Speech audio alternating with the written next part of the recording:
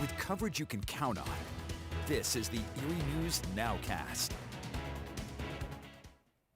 Good evening, I'm Haley Potter. Thanks for joining us for tonight's edition of the Erie News Nowcast. We have new information on the body recovered today in Lake Erie earlier today. Erie County Coroner Lionel Cook says he has to use dental records to try to identify the man pulled out of the water by Lampe Marina.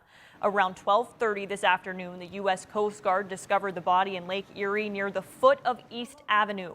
First responders brought the body to shore. Erie County Coroner Lionel Cook is investigating. Cook tells Erie News Now the body is that of a male, but it is badly decomposed, so he will have to use dental records to try to determine the man's identity. Authorities are not able to confirm whether or not the body was that of 21-year-old Rabin Subidi, who went missing near the marina weeks ago. When Subidi's family learned a body had been discovered, they went to the scene, but again, the coroner cannot positively confirm the identity without further investigation. The job market continues to improve as restrictions ease up across the nation. There were less than 500,000 the first-time unemployment claims filed last week. That's better than experts' projections. Today's report comes one day before the Labor Department releases its job outlook for April. Analysts expect that the economy added about 1 million jobs last month. Continuing claims or the number of people applying for benefits 2 weeks in a row or longer ticked up slightly to nearly 3.7 million. However, unemployment as a whole is at its lowest level since March of 2020 when the pandemic started. Our region fully vaccinated about 2,000 more people today than yesterday. That's just over the capacity of the Warner Theater. Across the region, roughly 40% of adults have been vaccinated as of today. Eerie has vaccinated about 43% of adults. Crawford has vaccinated about 37% of adults, and Warren has vaccinated about 29% of adults. For the latest COVID-19 facts and figures, check out our website, erienewsnow.com. Several organizations in western New York are making a commitment to clean up Chautauqua Lake.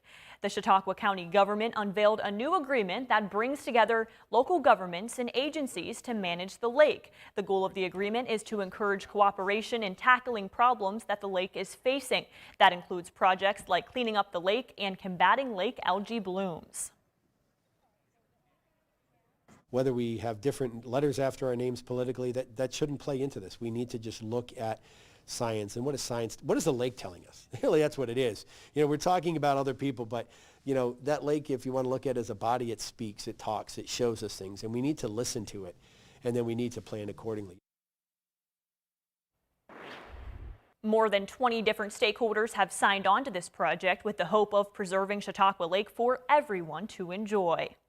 An old dilapidated manufacturing plant along West 12th Street in Erie is set to be demolished. The huge 200,000 square foot building is located on West 12th and Cherry Streets. Take a look at it. Erie News Now joined elected leaders for a first-hand look at the blighted warehouse, formerly the EMI building. Built in 1920, the aging building was closed in 2001. Up until 2014, Modern Industries had been using it for warehousing and light manufacturing. So it's been shuttered for about 7 years now. The demolition's part of the city's $2 million plan for blight acquisition and remediation. According to the Erie County Redevelopment Authority, the demolition will lead to future development and in turn create new jobs. I think that tearing the building down sends a good message to the community that we're serious about blight, but we're also serious about creating opportunities for new jobs. And the Erie Metropolitan Transportation Authority is adding 9 new compressed natural gas buses to its fleet. This type of bus releases less emissions and will help the agency reduce its carbon footprint. That's according to the EMTA. Along with the 9 new buses, an additional 8 more are expected to be purchased by the end of the year. The EMTA is also in the process of buying 15 new buses for its LIFT program and buying them from an American manufacturer.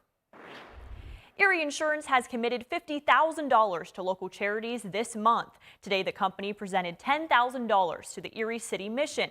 The mission is one of 5 nonprofits receiving grants this month as part of the 2020 Charity Challenge. For the last 10 years, an annual golf outing has funded the project, which to date has awarded more than $750,000 to Erie charities. Thanks for joining us for the Erie News Nowcast. Join us for our next news at 10 p.m. on the CW and 11 p.m. on WICU and WSEE. Have a great night.